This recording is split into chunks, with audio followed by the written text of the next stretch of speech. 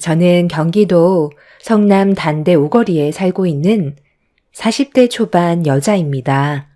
매년 어김없이 찾아오는 명절이 이번에도 코앞으로 다가오게 되자 작년 추석 때 겪었던 일들이 떠올라 사연을 신청하게 되었습니다. 2년 가까이 되는 시간이 지났지만 이 문제로 꼬리를 물고 해결되지 않은 문제가 하나 생겼어요. 시댁 집안에 문제가 생긴 건 동서가 저를 대하는 잘못된 행동들이 불화를 만들었고 점점 상황이 커지게 되자 참고 있던 시부가 결국 폭발을 하게 되었죠. 지금부터 제가 어떤 일을 겪게 되었는지 여러분들께 이야기를 풀어보도록 할게요. 저는 결혼 10년 차였지만 동서는 결혼한 지 1년밖에 안 된 신혼부부였어요. 저와 5살 차이가 나는데 동서 집안은 상당한 재력을 가지고 있어요. 남들이 말하는 금수저였죠. 반대로 저는 평범한 집안이었지만 그래도 부족함 없이 살아왔었습니다. 시댁 집안 또한 동서처럼 엄청난 부를 소유한 건 아니지만 중산층 정도는 될 것 같습니다. 동서 집안에선 당연히 시동생을 사위로 받아주지 않았어요. 워낙 재력 차이가 심하다 보니 여러 가지로 마음에 들어하지 않았었는데 결혼을 할 수밖에 없었던 결정적인 이유는 동서의 임신이었고 이 문제로 어쩔 수 없이 시동생과의 결혼을 허락받을 수 있었습니다. 그런데 워낙 잘 사는 집안에 장가를 가게 된 시동생은 동서와 살면서 삶의 질이 달라지게 되자 짧은 시간에 성격도 변해선 결혼 전에 봤었던 착한 모습은 전혀 찾아볼 수가 없었어요. 동서 또한 워낙 곱게 자라왔었기 때문에 시댁에 오는 것 자체를 별로 좋아하지 않았습니다. 워낙 삶의 질이 달랐던 동서의 태도는 가족 모두를 당황스럽게 만들었어도 환경이 너무 달랐던 터라 그냥 좋게 넘어갈 수밖에 없었어요. 그렇게 어찌어찌 1년의 시간이 지나는 동안 명절을 단 한 번도 보낸 적 없었던 동서와 시동생에게 얼굴을 봐야 할 것 같았는지 시모가 미리 시동생에게 전화를 했었는데 추석 명절 때에도 해외여행 계획이 되어 있다면서 시댁에 올 생각을 전혀 하지 않았습니다. 시동생은 항상 명절 때만 되면 제일 먼저 찾아와서 집안일을 도와줄 정도로 정말 착한 시동생이었는데 동서와 살면서 예전의 모습은 조금도 찾아볼 수 없을 만큼 다른 사람이 되어 있었어요. 시모가 전화를 했는데 망설이지 않고 시댁에 오지 않겠다는 말을 했을 때 가족 모두 상처를 크게 받게 되었죠. 시동생의 한마디에 너무 큰 충격을 받은 시모는 아무 말도 하지 못했고 눈시울이 붉어져 오길래 남편이 시모의 전화기를 빼서 큰 목소리로 한마디 했었지만 콧방귀도 끼지 않았어요. 동서가 시댁에 오는 걸 싫어한다면서 나중에 시간 될 때 자리 만들 테니 그때 식사나 같이 하자는 충격적인 말을 꺼내게 되었고 수화기를 통해 들려오는 시동생의 변해버린 모습에 저까지 당황을 했는데 남편은 결국 감정 조절을 하지 못하고 화를 터뜨렸어요. 너 결혼식 올리고 나서 지금까지 단 한 번도 가족 얼굴 안 본 거 알아? 도대체 뭐 하자는 거야? 돈 많은 집안에 결혼하니까 눈에 뵈는 게 없냐? 아, 무슨 말을 그렇게 해? 정신없이 살다 보면 얼굴 못 볼 수도 있는 거지. 이제 결혼한 지 1년 지났어. 누가 보면 10년간 얼굴 안 보고 산 사람들인 줄 알겠네.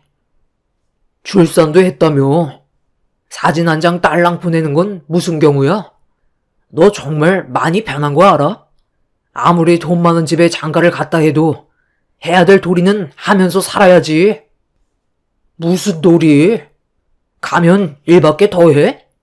그리고 사진으로 내 아들 얼굴 보여줬으면 된 거 아니야?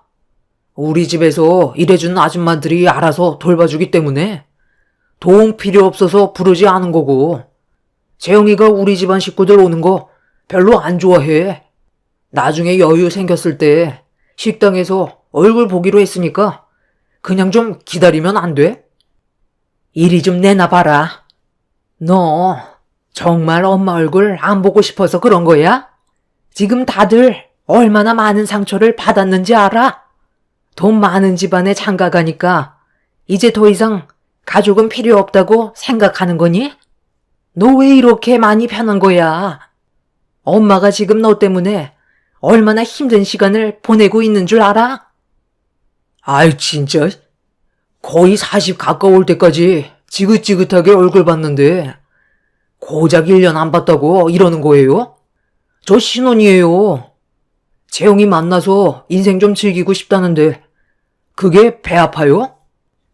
너 임마 지금 말 다 했어? 엄마는 네가 어떻게 살고 있는지, 어디 아픈 곳은 없는지, 결혼 생활은 잘하고 있는지 그런 것들이 궁금해서 얼굴 한번 보자고 하는 건데 그게 그렇게 잘못된 거야? 너 이번 추석 때 안 오기만 해봐. 그땐 조용히 넘어가지 않을 거야. 아버지가 지금 얼마나 화가 많이 나셨는지 알아? 여보세요? 아주버님, 제가 옆에서 전부 듣고 있었는데요. 말하는 게 좀 지나친 것 같아서 저도 할 말은 해야 될 것 같아요. 때 되면 꼭 얼굴 봐야 되는 거예요? 결혼해서 새 살림 차렸으면 하고 싶은 대로 하면서 살게 놔두면 되는 거지. 언제까지 이 사람을 어린애 취급할 건데요? 제발 다들 적당히 좀 하세요. 한두 살 먹은 나이도 아니고 알아서 앞가림 할 거고 잊을만 할 때 얼굴 보여줄 테니까 제발 그만 좀 하라고요. 이런 영양가 없는 대화가 얼마나 시간이 아까운 줄 알아요? 저는 시간이 돈인 사람이라고요. 하루가 부족할 정도로 바쁘게 살고 있는데 쓸데없는 곳에 시간을 낭비하면서 살고 싶지 않아요. 동서가 갑자기 튀어나와서 불만들을 털어놓고 끊어버리자 가족들 모두 할 말을 잃어 통화가 끊어진 핸드폰만 멍하니 바라보고 있었어요. 다들 당황해서 어떻게 해야 할지 몰라 서로 바라만 보고 있었습니다. 시동생과 대화하고 있는데 동서가 갑자기 튀어나올 거라곤 누구도 예상하지 못했거든요.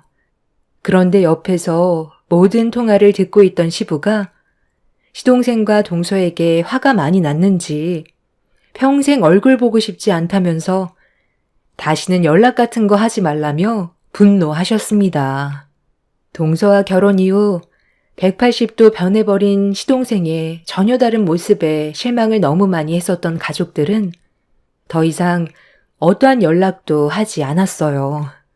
그날 이후 가족들은 정신적으로 많이 힘들었는지 예전과 다르게 분위기가 처져 있었고 시동생에게 연락이 올 거라는 기대조차 하지 않고 지냈었는데 명절 당일 가족 모두 모여 있는데 상당히 비싸 보이는 고가의 외제 차량 한 대가 대문 앞에 주차하더니 동서와 시동생이 차에서 내리고 있었습니다.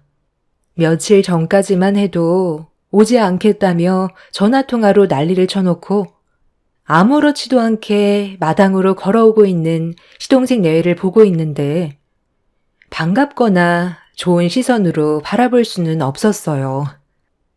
아휴, 이게 집이야? 툭 치면 무너질 것처럼 낡아 빠진 이런 집에서 어떻게 살았대?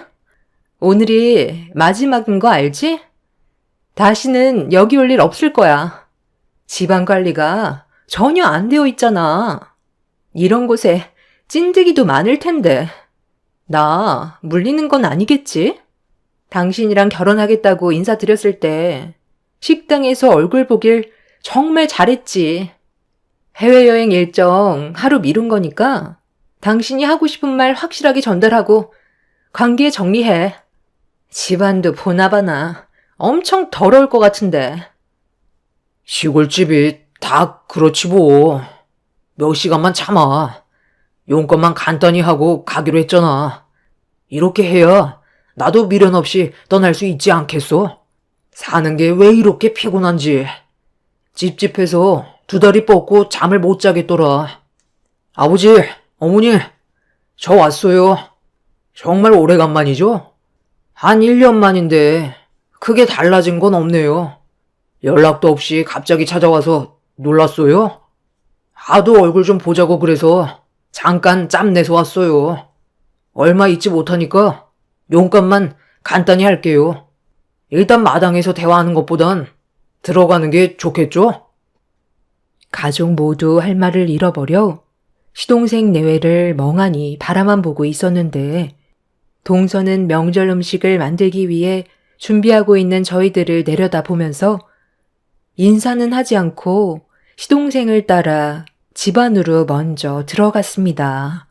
시부는 오늘 잘 걸렸다며 가만두지 않겠다고 양팔 소매를 걷어 올리는데 시모는 흥분한 시부를 진정시키면서 일단 무슨 말을 하려는지 드러나 보자고 집으로 서둘러 들어갔어요. 그리고 뒤이어 아무 말 없이 시모의 뒤를 따르자 시부도 화를 억누르며 집으로 들어갔습니다.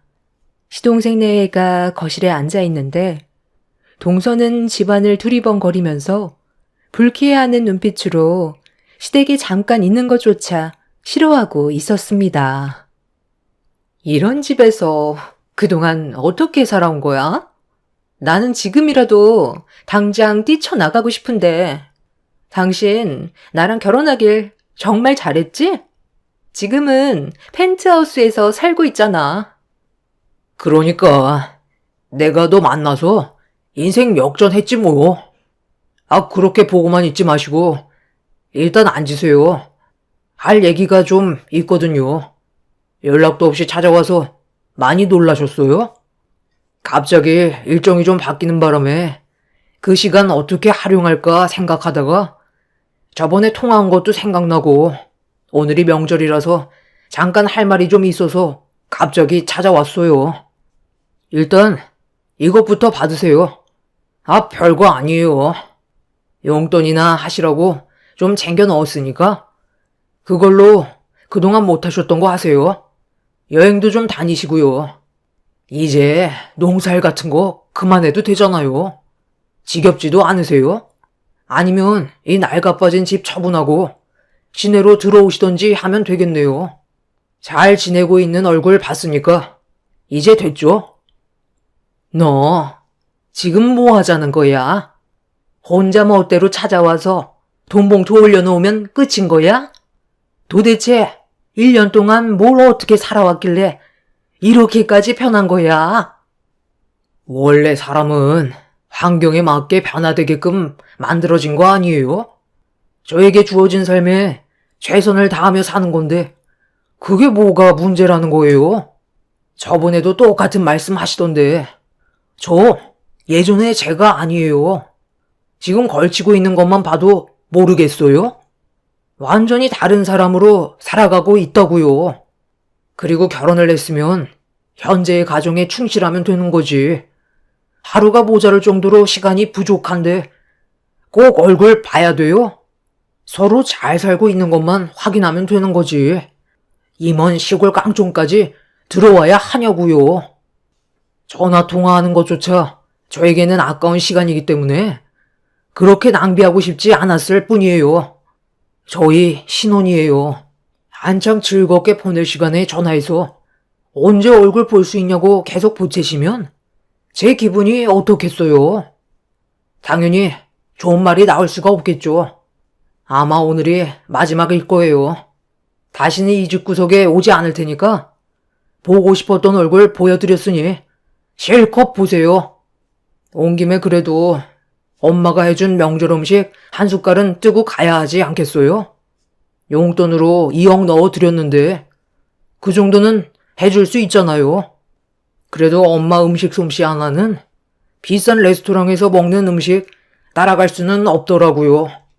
형수님, 저희 엄마 음식 만드는 것 좀 잘 도와주세요. 뭐야? 그건 계획에 없었던 일이잖아.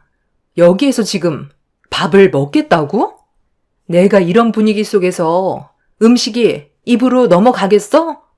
볼일 끝났으면 그만 일어나면 안 되는 거야?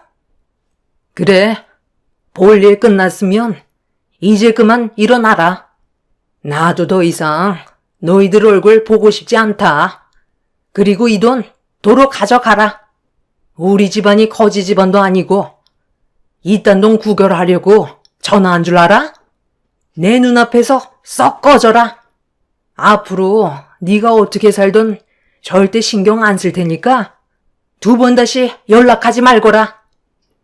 시모가 자리에서 일어나자 시부는 거실 테이블에 올려져 있던 돈 봉투를 주워들어 시동생의 얼굴에 던져버렸어요. 시동생은 어이가 없다는 표정을 지어 보이면서 시부를 노려보고 있었습니다. 처음 보는 시동생의 달라진 모습은 저희 가족에게 엄청난 상처로 돌아왔고 저 또한 동서내외가 서둘러 나가주길 원하고 있었죠. 그런데 방으로 들어가려던 시모가 몸을 돌리더니 여기까지 왔는데 그냥 돌려보내는 건 예의가 아니라면서 동서 보고 자리에서 일어나라고 하더니 목소리를 높여 주방으로 불렀습니다. 동서는 귀찮다는 얼굴로 툴툴거리면서 자리에서 일어나 주방으로 향하길래 혹시라도 무슨 일이 생기게 될까봐 저도 주방으로 따라 들어갔어요. 네가 우리 집안의 며느리로 들어왔다면 기본적으로 해야 될 도리는 하는 게 맞는 거다. 며느리가 됐으면 당연히 명절 음식 정도는 해봐야 되지 않겠어? 네? 저보고 지금 이 좁아터진 주방에서 전을 부치라고요?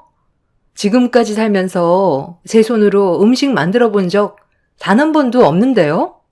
저 그냥 집으로 돌아갈게요. 어딜 돌아가? 돌아오는 건 마음대로 들어왔겠지만 나가는 건 내 허락 없이 절대 안 된다. 머리채 뜯기고 싶지 않으면 시키는 대로 해라. 알겠니? 시모는 동서에게 앞치마를 던지더니 뒤집개를 강제로 손에 쥐어줬어요. 그리곤 저에게 전 부치는 방법 좀 알려주라면서 주방에서 나가셨는데 혈압이 많이 오르셨는지 휘청거리시며 방으로 들어가셨습니다. 동서는 화가 잔뜩 올라온 얼굴로 흥분을 가라앉히지 못했고 시동생이 뭐 하는 거냐고 소리를 지르자 남편과 시부가 더 큰 목소리로 시동생에게 화를 냈어요. 분위기가 점점 심각해지고 있는데도 동서는 눈치 없이 상황 파악을 전혀 하지 못하고 시선이 거실로 향한 저에게 발로 제 다리를 툭툭 치더니 갑자기 어이없는 말을 꺼냈고 그 말을 듣게 된 저는 할 말을 잃어버려 동서를 멍하니 바라만 보고 있었습니다. 형님, 내가 왜 이런 대우를 왜 도대체 받아야 되는 거예요? 용돈으로 2억이나 지어줬으면 떠받들어야 되는 게 당연한 거잖아요. 나보고 지금 전을 부치라는 게 말이 돼요? 그이한테 듣기론 형님 월세 산다면서요? 한 달에 60만 원씩 매달 나간다고 들었는데 나 대신 전 붙여주면 지금 이 자리에서 월세 60만 원 바로 싸드릴게. 그러니 형님이 나 대신 전 좀 붙여요. 맨날 하던 짓일 텐데 괜찮은 조건 아닌가? 그냥 시원하게 100만 원으로 맞춰줄 테니 명절 한상 제대로 좀 차려봐요. 이왕 온 김에 나도 그이가 먹고 싶다던 명절 음식 얼마나 맛있는지 젓가락 좀 올려보게요. 그럼 그렇게 알고 나는 잠깐 차에 좀 들어가 있어도 되는 거죠? 집이 하나도 관리가 안 되어 있어서 당장이라도 무너질 것 같아 너무 무섭거든요. 그럼 부탁 좀 할 테니까 서둘러 준비해 주세요. 우리가 시간이 많지 않아서요. 듣자 하니까 아주 개념 없는 며느리가 우리 집안으로 들어왔구먼. 처음에는 상당히 격식 있어 보이고 배운 사람 같아서 내 아들과 결혼을 허락했는데 완전 밑바닥부터 다시 배워야 될 정도로 인성교육이 빵점이네. 너는 도대체 저런 골빈 여자가 뭐가 좋다고 쫓아다녀서 결혼까지 한 거야? 배울 점이라곤 하나도 없는데 돈 좀 있는 집안에 혹해서 인생을 망치냐? 너희들이 얼마나 오래 갈 것 같은데? 돈 많은 집안들일수록 사람 알길 우습게 안다는데 너라고 다를 것 같아? 네가 우리 집안에 며느리로 들어왔으면 당연히 해야 될 일인데 그걸 지금 누구한테 시키는 거야? 얘가 누군지 알고 건방지게 니년이 우리 큰며느리한테 전을 붙이라고 명령을 해? 너는 절대 할 수 없는 일을 우리 큰며느리는 내 큰아들을 위해 한치의 망설임도 없이 간을 떼고 줬다고. 돈이 중요한 게 아니라 사람의 마음이 중요한 거야. 돈이면 단 줄 알아? 니년이 전부 다 해라. 오늘 주방에 있는 음식 다 만들지 못하면 집 밖으로 절대 나가지 못하니까 그런 줄 알아? 남편과 10년의 결혼 생활을 하는 동안 시부가 이성을 잃을 만큼 분노하는 모습은 처음 봤어요. 5년 전쯤에 남편이 강경화로 상당히 힘든 시기를 보낸 적이 있었는데 그때 제가 신체 일부분을 떼어 남편에게 준 적이 있었어요. 그런 선택을 하지 않았다면 남편은 아마 더 힘든 상황이 되었을 테고 제 곁을 떠났을지도 모르죠. 시부모님은 이런 제 결정에 고마워했었고 대단하게 생각하셨어요. 어찌 보면 피 한 방울 섞이지 않은 남인데 부부의 연을 맺었다는 이유 하나로 남편한테 간을 내어준다는 게 쉬운 건 아니잖아요. 수술 이후 저 또한 예전보다는 건강이 많이 약해져서 무리하지 않는 선에서 시모를 도와 집안일을 했었는데 동서가 도와달라는 것도 아니고 돈을 줄 테니 주방일을 저 혼자서 다 하라는 말에 시부는 화가 머리끝까지 올라와 버려 분노를 가라앉히지 못하셨어요.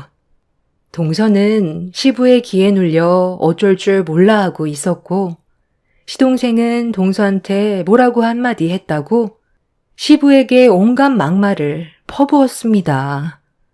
결국 남편이 시동생의 얼굴에 주먹을 날렸고 시동생 또한 남편을 향해 주먹을 올렸습니다.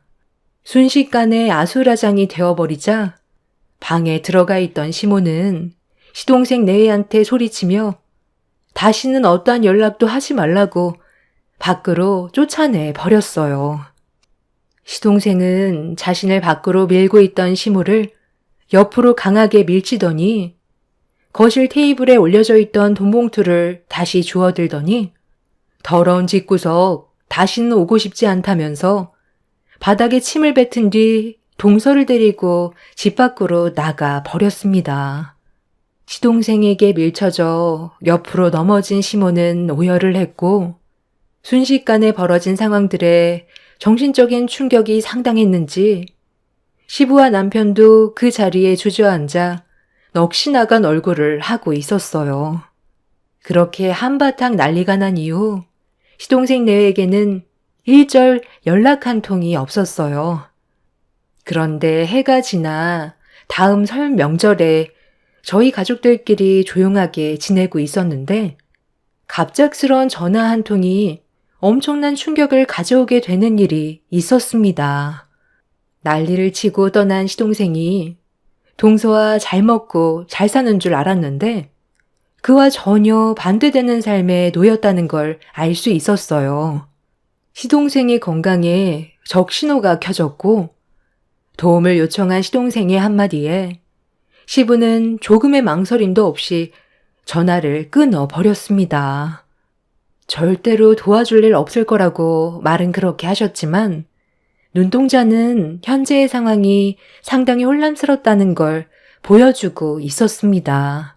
시동생은 충격적이게도 신장암으로 이미 심각해질 정도까지 문제가 커진 상태였어요.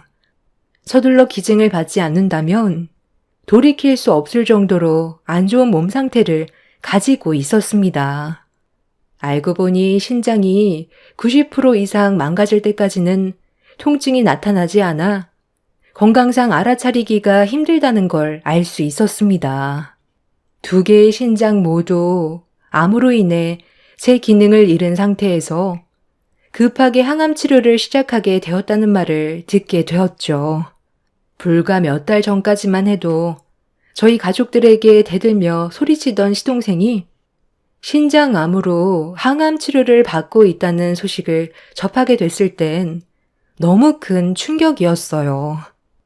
그런데 더 큰 문제는 여기에서 끝나지 않았습니다. 시동생이 병에 걸리게 되자 동서 집안에서는 사기 결혼이라고 시동생에게 이혼 소송을 진행했어요. 결혼한 지 얼마 되지 않아 벌어진 일이기 때문에 동서 집안에서도 난리가 난 상태였습니다. 이혼을 무르기 위해선 서둘러 신장을 이식받는 방법밖에는 없는데 동서의 집안에서는 금전적인 도움을 일절 주고 싶지 않다면서 등을 돌려버렸고 이 문제로 인해 시동생이 시부에게 도와달라고 전화를 했던 거였습니다. 시부모님은 그래도 자식이라고 시동생의 건강 상태가 어떤지 확인해 보기 위해 병원을 찾아갔는데 저희가 보게 된 시동생의 모습은 상상 이상으로 심각해 보였어요. 가족들과 등을 돌렸으면 잘 살 것이지. 왜 이런 곳에서 누워있는 거야? 떵떵거리며 보란 듯이 잘 먹고 잘 살아야 될 거 아니야? 너는 엄마 아빠 보기 안 부끄럽니? 제가 두 분께 무슨 말을 할 수가 있겠어요. 못난 아들 철없이 굴어서 정말 죄송합니다. 그저 돈 걱정 없이 사는 삶이 너무 행복했었어요. 돈에 취해 기본적으로 당연히 해야 될 것들도 하고 싶지가 않았어요. 그래서 두 분의 말에 귀를 닫아버린 것 같아요. 이제 와서 생각해보니 제 자신이 너무 한심해요. 아, 때마침 오셨네. 어떻게 얼굴 보고 얘기해야 되나 고민이 많았었는데 전부 다 한자리에 모였으니까 본론만 얘기할게요. 저 이 사람과 이혼 도장 찍었어요. 지금도 진짜 화가 많이 나지만 그래도 제가 사랑했던 사람이고 잠깐 같이 살면서 정도 많이 들었기 때문에 조용히 넘어가 주는 거니까 저한테 감사해야 될 거예요. 저희 부모님이 저 사람 상대로 소송 걸겠다고 했을 때 저도 그렇게 하고 싶었지만 저희 둘 사이에서 태어난 아이 때문에 최대한 좋게 해결 보려 했던 것 뿐이에요. 저기요, 이제 들어오셔도 돼요. 아줌마, 저분한테 아이 건네주세요. 곰곰이 생각해 봤는데요. 아이가 있으면 제가 새 출발하는데 문제가 생기잖아요? 어머님, 손자 얼굴 처음 보죠? 그리고 이거 받으세요. 앞으로 아이 키우면서 들어갈 양육비 넣어드렸어요. 그 정도면 그래도 많이 드렸다고 생각해요. 나머지는 어머님 가족분들이 알아서 하셔야죠. 저 혼자 짊어질 수는 없잖아요? 그냥 깔끔하게 손 털고 싶어서 그런 거니까 서로 조용히 처리하자고요. 소송 안 한 것만도 감사하게 생각하세요. 저희 부모님이 지금 화가 머리끝까지 올라오셨다고요. 저 인간이 글쎄 저한테 뭐라고 한 줄 알아요? 도와달래요. 살 수 있게 해달라는데 그 말이 뭐겠어요? 제 신장을 떼어달라는 말이잖아요. 이식받지 않는다면 오래 살아갈 수 없다던데요? 이식자 대기도 많아서 차례 기다리다 세상 떠날 수 있다던데. 문제는 이식을 해준다 해도 몸에 이미 전이가 되어 있으면 하나마나인데 왜 제 몸 아파가면서까지 신장을 나눠줄 수는 없죠. 괜히 일 크게 만들지 말고 조용히 정리하자고요. 저희 부모님 잘못 건들면 어머님 집안 뼈도 못 추리는 거 알고 있죠? 돈이면 뭐든 할 수 있는 세상인데 저희 부모님 심기 불편하게 만들었다가 틀어지기라도 한다면 상당히 골치 아파질 거예요. 제가 그 아이를 어머님한테 건네드린 이유도 저희 부모님이 고아원에 보낸다는 거 겨우 말려서 데리고 온 거예요. 이번만큼은 눈치껏 행동하셨으면 좋겠어요. 그래야 뒤탈이 없거든요. 그럼 저는 할 말 다 했으니 그만 돌아가 볼게요. 가족분들 중에 신장 이식해줄 사람이 있을까 몰라? 당신이 그 난리를 치고 떠났는데 자기 신체를 떼어줄 사람이 과연 있을까? 시모는 손주를 품에 안은 채 병실 밖으로 나가는 동서를 덜덜 떨면서 바라만 보고 있었어요. 저희 가족 모두 상황 파악을 하기 위해 머릿속 정리를 해야 될 필요가 있었습니다. 동서는 아이 품에 껴놓은 돈봉투에 5억을 넣어놨었고 시부는 시동생에게 한심하다면서 괴로워하셨습니다. 시모 또한 정신적 충격에 아무 말도 못하고 있었어요. 시동생은 계속해서 죄송하다는 말만 반복했고 결국 아이는 시부모님이 돌보게 되었습니다. 이미 이혼 도장까지 찍은 마당에 일을 더 크게 만드는 건 저희 가족들이 불리해질 거라는 걸 뻔히 알고 있기 때문에 문제를 키우고 싶지 않았어요. 시부모님은 그래도 자식이라고 시동생을 살리기 위해 치료에 필요한 건 적극적으로 도와주셨지만 시동생의 건강은 시간이 지날수록 점점 악화가 되어가고 있었습니다. 신장을 언제 이식받게 될지도 모를 상황이라 고민 끝에 시부는 신장을 나눠주기로 결심을 하셨습니다.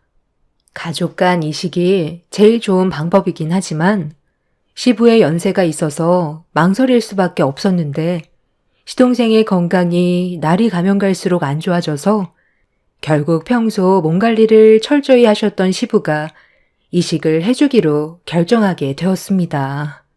가족 모두 걱정을 하고 있지만 치료가 무사히 잘 끝나길 간절히 바라고 있습니다.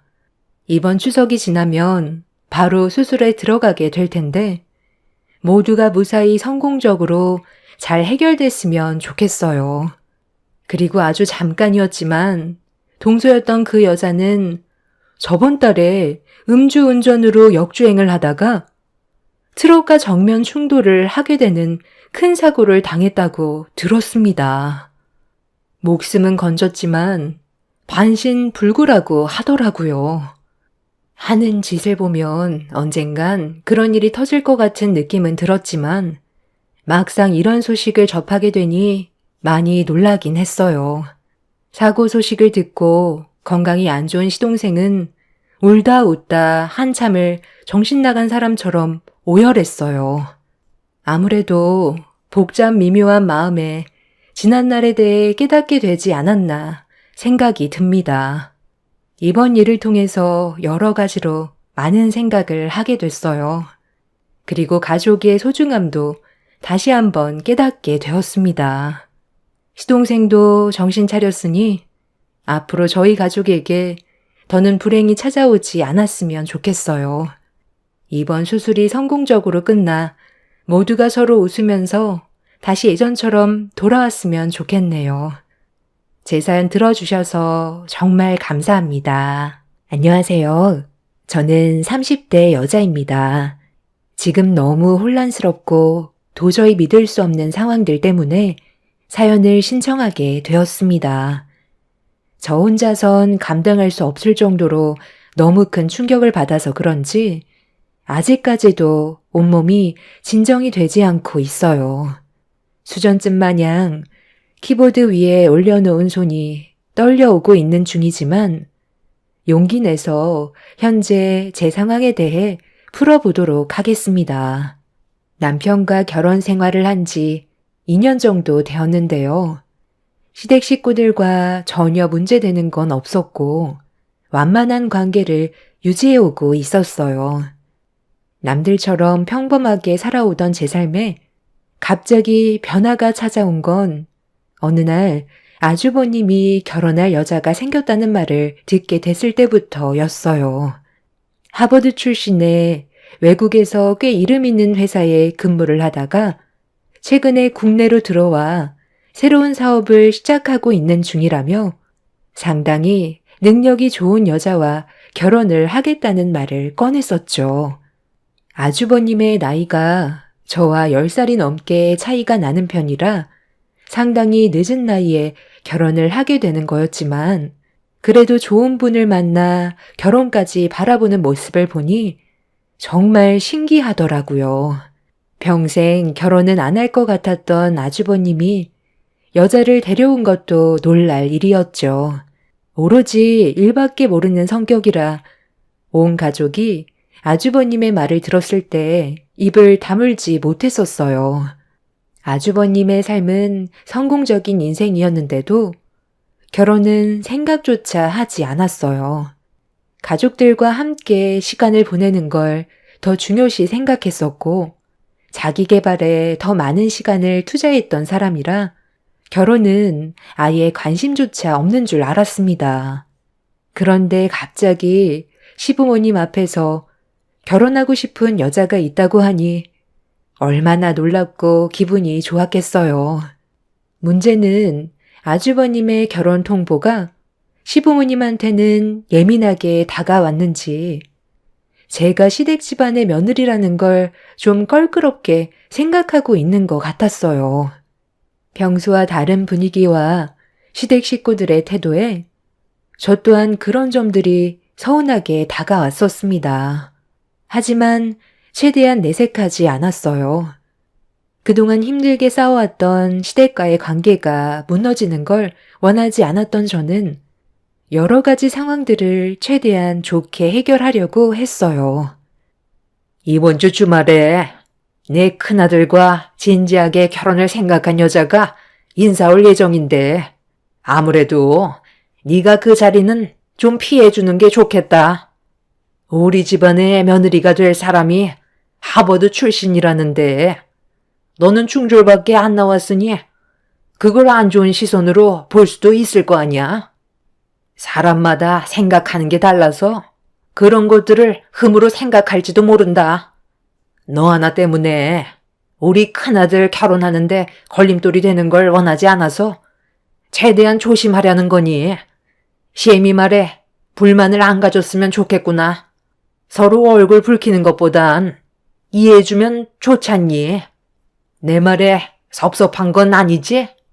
차후에 어느 정도 준비가 됐을 때 너도 인사시킬 테니까 일단 그렇게 알아둬라. 저도 같은 생각이에요. 아무래도 세수 씨가 그 사람과 동서지간이 될 거라 얼굴을 제일 많이 마주할 텐데 대화하던 도중 중졸이라는 얘기가 나온다면 대화 자체를 섞고 싶어 하겠어요. 그냥 중졸이라는 것도 숨기는 게 좋겠어요. 그런 거 괜히 알려봤자 좋을 거 하나 없잖아요. 그리고 제가 그 사람 데리고 왔을 때까지 음식 만드는 건 도와준다 해도 모두 한자리에 모였을 때는 잠깐 방에 들어가 있어 주든지 하세요. 그 사람이 남들 보는 시선 같은 걸 상당히 예민하게 생각하고 있어서 세수 씨가 가족도 없고 그동안 홀로 살아왔다는 걸 알게 된다면 저와의 결혼에 대해 다시 생각해 볼 수도 있을 거예요. 그러니 좀 불편하더라도 결혼식을 올리기 전까진 투명 인간처럼 우리 집안에 없는 사람처럼 지내는 게 좋겠네. 기분 나쁘거나 하진 않죠. 서운하게 생각하지 말고 결혼하기 위한 절차니까 재수 씨가 이해 좀 해줘요. 나 그동안 일만 하고 살았어요. 여자 하나 제대로 만나본 적 없이 성공을 위해 앞만 보며 달려왔고 벌써 나이가 40이 넘어버렸는데 남은 인생 나도 사랑하는 사람과 새로운 출발을 해야 되지 않겠어요? 이 모든 게 가족을 위해서다 생각하고 재수 씨가 적극적으로 도와줘요. 이 사람이 마음이 얼마나 넓은데 그런 걸로 서운해하는 거 절대 없으니까 형 결혼하는 데나 신경 써. 미안한데 당신 밥 다 먹었으면 자리 좀 비켜줄래? 결혼 문제로 가족들끼리 진지하게 대화를 좀 해야 될 것 같은데, 당신을 무시하려는 게 아니라 내가 우리 가족들과 개인적으로 대화를 좀 하고 싶어서 그래. 제 인생에 흠이 많아서 그걸 시댁 식구들은 불편해하고 있었어요. 그간 그런 제 삶을 안쓰럽게 여기고 저를 아껴준 시댁 집안 사람들의 가족 구성원이 되기 위해 정말 많이 노력을 했었습니다. 그리고 저도 한 가족이 된 줄 알았었는데 아주버님의 중요한 결혼 문제가 저를 당황스럽게 만들었어요. 전혀 예상하지 못한 식구들의 행동들을 어떻게 받아들여야 할지 모르겠더라고요. 남편의 부탁으로 자리를 피해주긴 했는데 제 감정이 좋지 않아 한참 뒤에 방으로 들어온 남편한테 제 입장에 대해 서운했던 점들을 대화로 풀어나갔어요. 그런데 남편의 낯선 반응이 저를 놀라게 만들었습니다. 당신이 서운하게 생각한다고 내가 그걸 다 받아줄 수는 없는 거잖아. 우리 엄마가 얘기한 건데 내가 반박할 수도 없는 거고, 그날 하루 일단 조심해 달라는 건데 그게 불만이야? 우리 가족이 지금 얼마나 예민한지 알고 있지?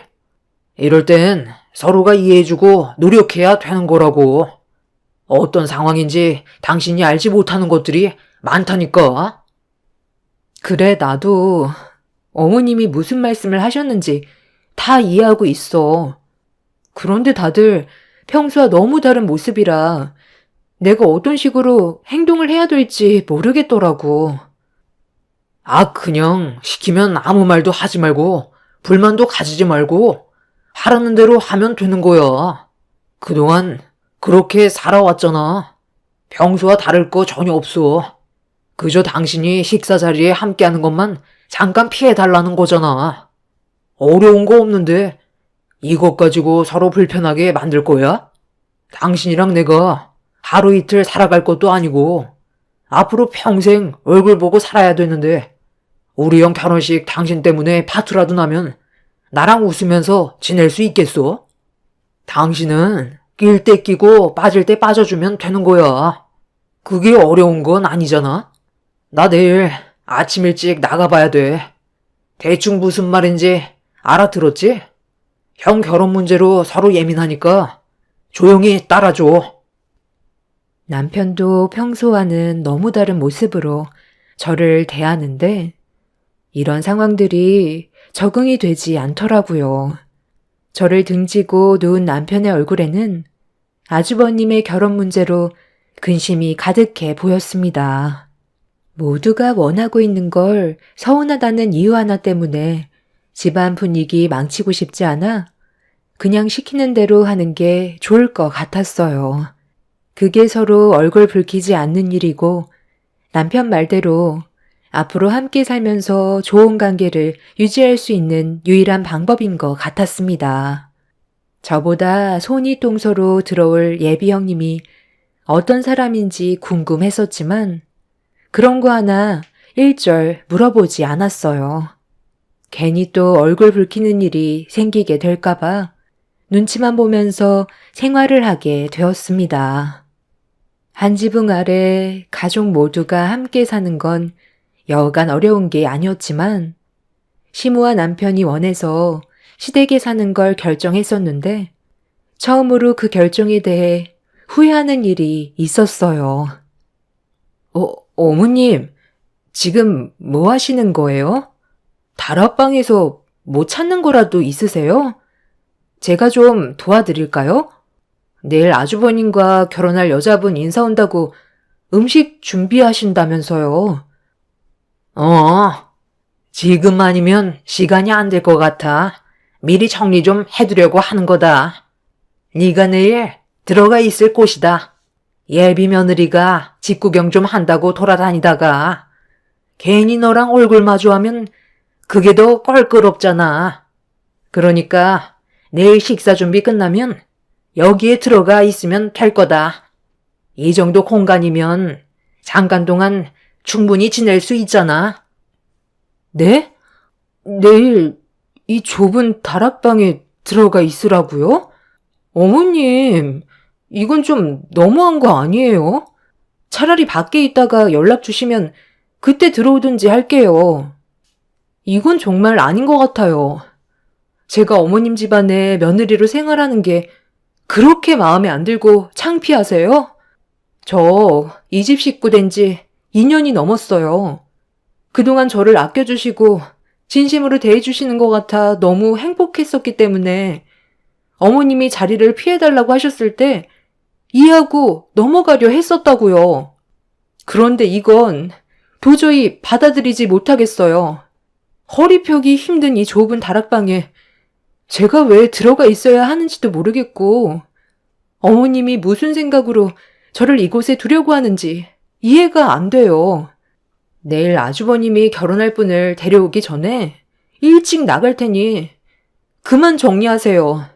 솔직히 저 지금 너무 서운하고 상처받았어요. 그래서 여기에 안 들어가겠다고? 너 지금 희애미 말 무시하는 거니? 다 생각이 있으니까 이러는 거지. 쓸데없이 이곳을 정리하겠어? 네가 나가 있으면 내가 필요할 때 바로 부를 수가 없잖아. 최대한 내 근처에 있어야 내일 도움이 필요할 때 다락방에 있는 너한테 도움을 요청할 수 있을 거 아니야? 그렇게 생각이 없니? 며칠 전에 내가 분명 얘기했을 텐데 쓸데없는 생각하지 말고 시키는 것만 잘하면 된다고 말했던 거 기억 안 나? 나도 이러고 싶지 않지만 상황이 어떻게 될지 모르잖아. 그래도 이건 아닌 것 같아요. 제가 언제 어머님이 시키는 거 거절한 적 있었나요? 단 한 번도 없었고 여태껏 정말 열심히 살아왔었어요.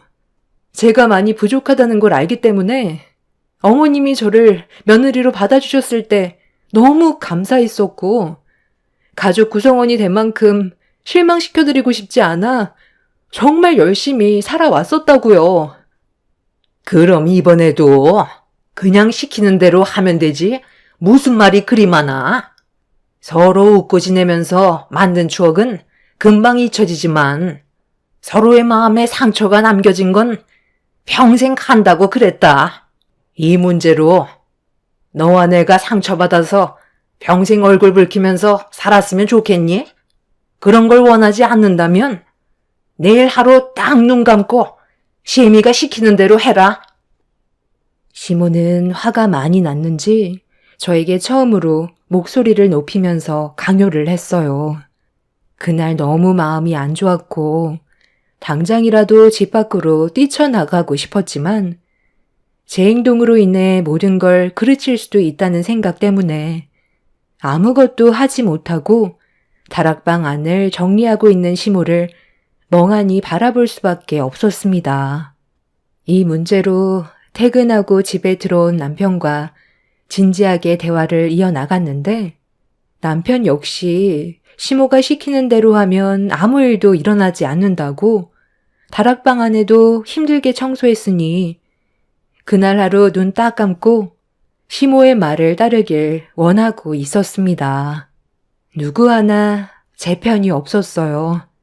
저를 친딸처럼 생각해 주신 시부에게 도움을 요청하려 했는데 시부는 저와 단둘이 있는 자리를 만들고 싶지 않았는지 계속 피해 다니고만 있었습니다. 시댁 식구들이 저를 따돌리는 것 같아 기분이 정말 안 좋아지자 그날 잠 한숨 못 자게 되었고 다음 날까지 좋지 않은 감정이 유지가 된 상태에서 아침 일찍 일어난 시모의 옆에서 일손을 도왔습니다. 묵묵히 상차림을 준비하고 있던 시모는 평소와 다른 모습으로 한마디 말도 없이 음식을 만드는데 열중하셨어요. 그렇게 음식이 준비가 거의 다 끝나가고 있는데 아주버님한테 연락이 왔고 거의 다 도착했다는 말에 가족들은 정신없이 분주하게 움직이고 있었습니다. 저는 그 모습을 멍하니 바라만 보고 있었고 뒤이어 초인종 소리가 집안에 울려 퍼지자 시몬은 갑자기 제 손목을 콱 움켜쥐더니 다락방으로 끌고 갔습니다. 제가 들어가지 않으려 하자 남편이 뛰어오면서 시모를 도와 저를 다락방 안으로 밀어 넣었어요. 시모는 예비 손윗동서가 될 형님이 갈 때까지 찍소리 하지 말고 있으라며 연락 줄 때까지 다락방에서 나오지 못하게 했어요. 그리고 뒤이어 아주버님과 함께 온 여성분의 목소리가 집안에 울려 퍼졌고 시모와 남편은 급하게 거실로 내려가 인사를 주고받으면서 주방으로 걸어가는 소리가 들렸습니다. 처음 겪어보는 상황이라 어떻게 해야 될지 모르겠더군요. 제가 왜 이런 대우를 받아야 하는지 이해할 수가 없어 다락방에 있는 저 또한 점점 화가 치밀었고 다락방 안이 너무 좁아 답답하게 느껴지자 숨이 턱턱 막혀와 다락방 문을 조심스럽게 열었습니다. 어느 정도 공기가 순환이 되자 그제서야 제 기분이 좀 가라앉을 수 있었는데 주방에서 서로 웃으면서 주고받는 대화 소리가 들렸어요. 그런데 갑자기 웃고 떠들던 대화 소리가 끊기더니 한참 동안 침묵이 흘렀고 좀 전까지 좋았던 분위기와는 전혀 다른 방향으로 흘러가기 시작했어요. 그리고 남편은 예비 형님한테 당장 경찰서에 신고하겠다며 목소리를 높였습니다. 분위기가 심각하게 흘러가는 것 같아 무슨 상황인지 파악을 하기 위해 다락방에서 나온 저는 위에서 주방 쪽을 바라보고 있는데 시댁 식구들과 예비 형님의 대화 내용에 경악을 했고 왜 이런 상황을 만들었는지 그제서야 이해할 수가 있었어요. 지금 이게 뭐 하는 짓이야? 이 사진을 나한테 보여주는 이유가 뭔데? 다시 한번 말하지만 나는 사진 속 여자를 처음 봤고 전혀 모르는 사실이라고. 지금 그쪽이 거짓말할 상황이 아니라는 거 더 잘 알 텐데. 사태 파악을 못하는 것 같은데. 내 전화 한 통이면 그쪽 인생 나락으로 떨어진다는 거 몰라? 그래. 사실대로 말하는 게 좋을 거다. 너, 내 큰아들과 결혼해서 뭔 짓을 꾸미려고 한 거지? 내 아들이 그동안 힘들게 쌓아온 노력을 네가 전부 다 빼앗으려 했었다며? 네? 제가요? 중원 씨, 그동안 나를 그렇게 보고 있었던 거야? 내가 지금까지 당신한테 보여줬던 마음은 아무것도 아니었어? 어떻게 나를 그런 사람으로 취급해? 내가 이미 전부 뒷조사 해봤어. 너무 딱 맞아 떨어지는 게 겹치는 부분이 많아서 이상하게 생각했었는데 아닐 거라고 믿고 싶었거든. 그런데 우리가 1박 2일로 놀러 갔을 때 내가 술에 취해 누워있는데 너는 내가 깊은 잠에 빠져있는 줄 알고 누군가와 통화를 했었지? 이게 지금 네가 거짓말을 하고 있다는 증거야. 여보세요? 아, 그래. 지금 술 퍼먹어서 누가 잡아가도 모를 정도로 뻗어 있으니까 걱정 안 해도 돼. 앞으로 내가 하는 얘기 잘 들어. 그래야 많은 돈을 거머쥘 수가 있다고. 도대체 뭐가 그렇게 불안한 건데? 그럼 이대로 굶어 죽을 거야? 우리가 한 번도 아니고 이번이 두 번째인데 두려울 게 뭐가 있어? 그때처럼 사고사로 처리되게끔 준비하면 되는 거야. 문제될 거 전혀 없으니까 당신은 내가 시키는 대로만 따라와 주면 돼. 이번 일 끝나면 또 해외에서 한동안 지내면 되는 거라고. 나 덕분에 당신이 그동안 편하게 살아왔다는 거 잊지 마. 돈 떨어졌으니까 해야 되는 건 당연한 거야. 이 집안 사람들 내가 하버드 출신이라고 얘기하니까 아주 설설 기더라. 결혼은 어렵지 않게 할 수 있을 것 같으니까 당신은 돈 주고 산 가짜 부모들 입단속이나 잘해. 당신은 우리 집안 오빠가 되는 거야. 알겠어? 14년 전에도 해봤잖아. 그럼 밖에서 막노동하면서 살아갈 수 있어? 우리 인생은 이렇게 살아야 되는 거라고. 돈 떨어졌으면 당연히 해야 되는 일이니까 양심 같은 건 갖다 버려. 돈 쓸 때는 좋아했으면서 막상 또 일을 시작하려니까 두렵니? 14년 전에도 너 때문에 경찰에 붙잡힐 뻔했던 거 알지? 다행히 사고사로 상황이 마무리돼서 빠져나갈 수 있었지만 2번 실수는 용납 못해. 중학생밖에 안 됐던 그 아이가 불쌍하다고 데려가겠다는 말을 했을 때 내가 얼마나 놀랐는지 알아? 나는 솔직히 그때 그 애도 같이 작업하고 싶었다고. 요즘은 그때랑 달라. 조금이라도 망설였다간 우리 둘의 인생이 끝날 수도 있는 거야. 다시 한번 말하지만 마음 단단히 잡아.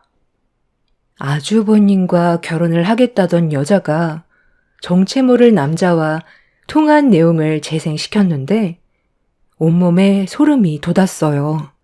아주버님의 재력이 탐나서 돈을 갈취하기 위해 계획적으로 접근한 것도 충격인데 더 큰 문제는 14년 전에 있었던 일들에 대해 그 여자가 꺼냈던 말들이 제가 겪었던 14년 전의 일과 너무 똑같아 소름이 돋았습니다. 저는 여자의 얼굴을 확인하기 위해 다락방에서 내려와 천천히 계단으로 걸어 내려가고 있는데 아주버님이 하는 말에 그 자리에서 주저앉아 버렸습니다. 내가 왜 너를 이 집에 끌어들였는지 알아? 내 목숨을 앗아가려고 계획을 했다는 걸 용서하고 싶지 않아. 법적 처벌을 위해 데려온 것도 있지만 그것보다 더 중요한 일이 있거든.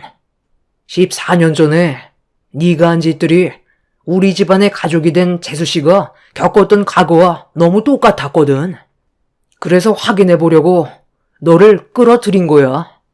이 사진 속에 있는 아이 누군지 알지?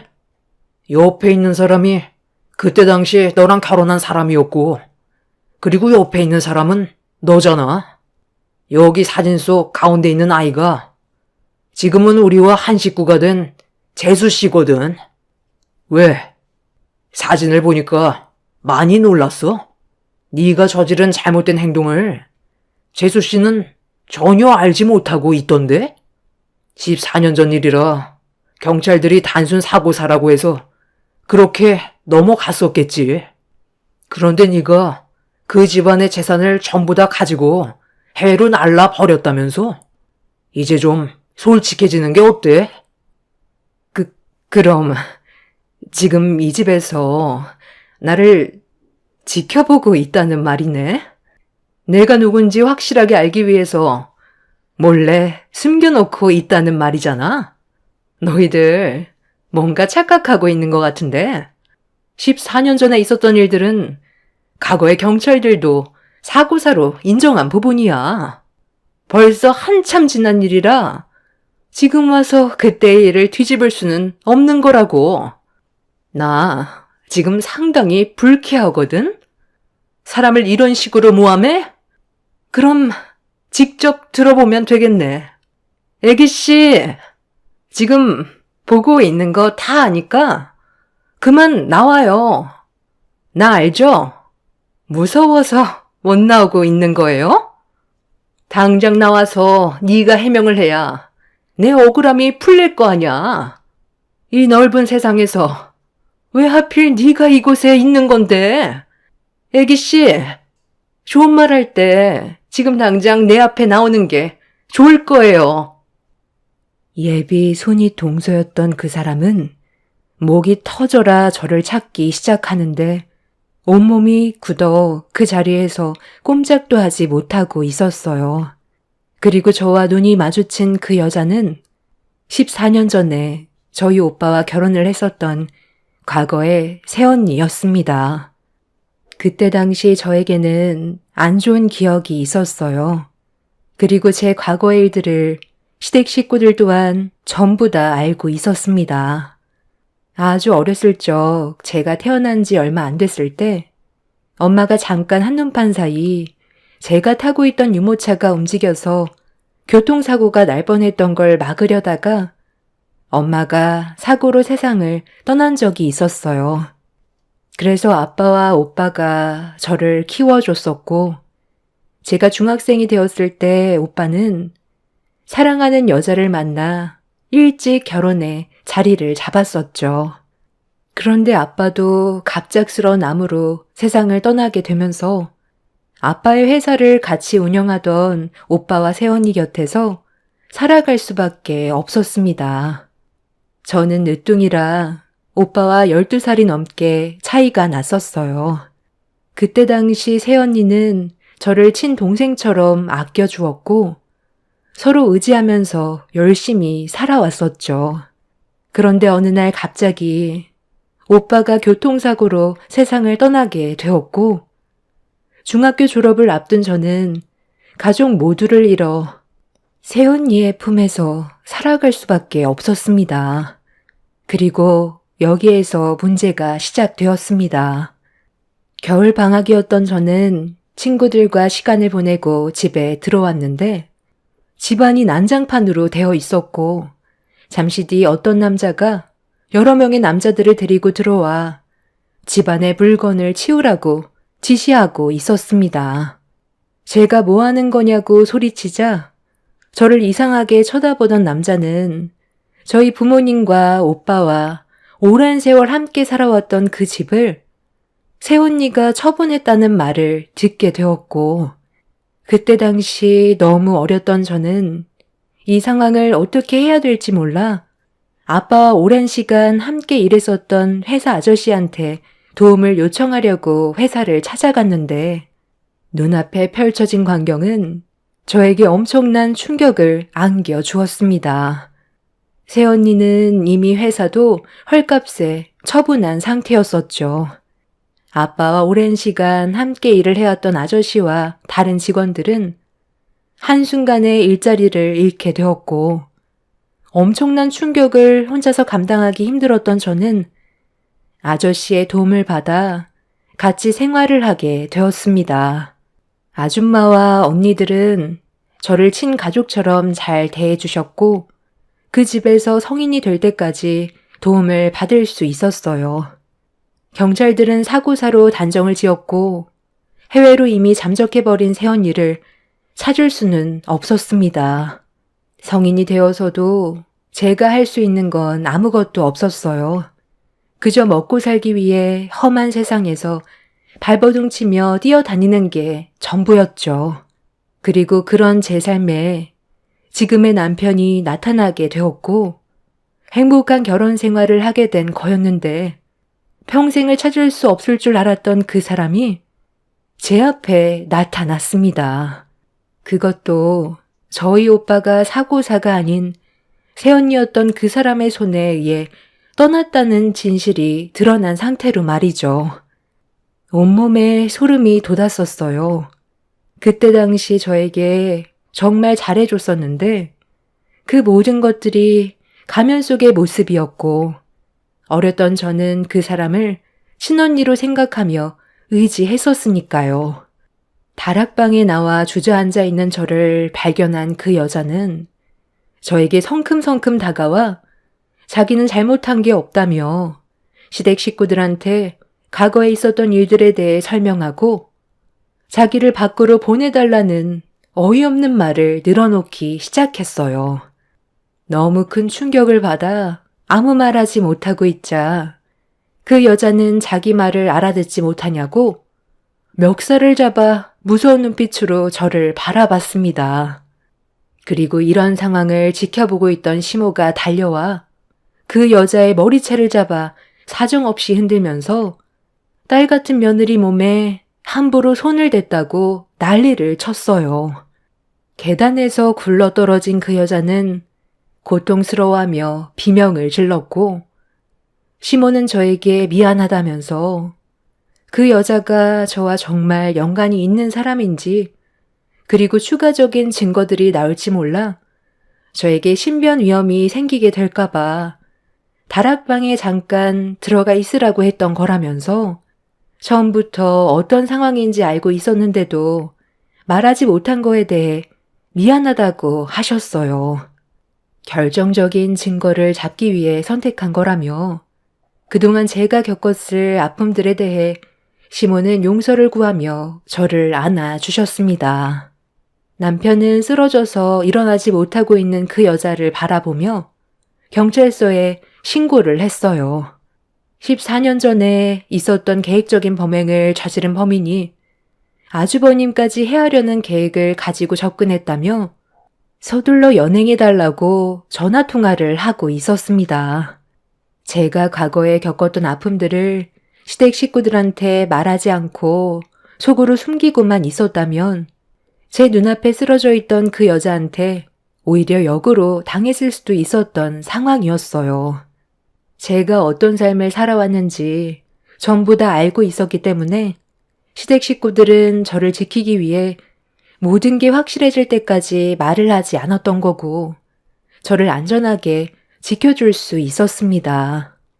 그리고 그 여자가 전화통화했던 그 남자도 결국 붙잡히게 되었고 저는 14년 전에 범행을 저지른 범인들을 이제서야 처벌을 내릴 수 있게 되었습니다. 오빠를 세상 떠나게 하고 모든 재산을 가지고 해외로 도망간 그 여자는 징역 20년 이상 선고받게 될 확률이 크다는 말을 들을 수 있었어요. 과거에 했던 잘못과 또 현재의 추가적인 계획 범행을 저지르려는 행동들이 죄질이 안 좋다고 생각해 형벌은 무거워질 것 같습니다. 전혀 알지 못했던 일이 밝혀져 지금 현재 너무 큰 충격을 받아 온몸이 떨려오고 있지만 그래도 오빠가 억울하게 당한 그때의 일들을 이제야 풀 수 있게 돼서 제 마음도 한결 편해졌습니다. 그리고 무엇보다 저를 진심으로 가족처럼 생각해주는 시댁 식구들이 함께 있어서 너무 감사했어요. 앞으로 법정에 서게 될 일이 자주 있을 것 같은데 여러분들께서 저에게 힘이 되는 응원의 한마디 해주셨으면 좋겠어요. 저희 오빠를 해한 그 사람들이 제가 원하는 법적 처벌을 받을 수 있기를 간절히 바랄 뿐입니다. 제 사연을 여러분들께 털어놓게 되니 어느 정도 마음의 안정을 찾을 수 있었습니다.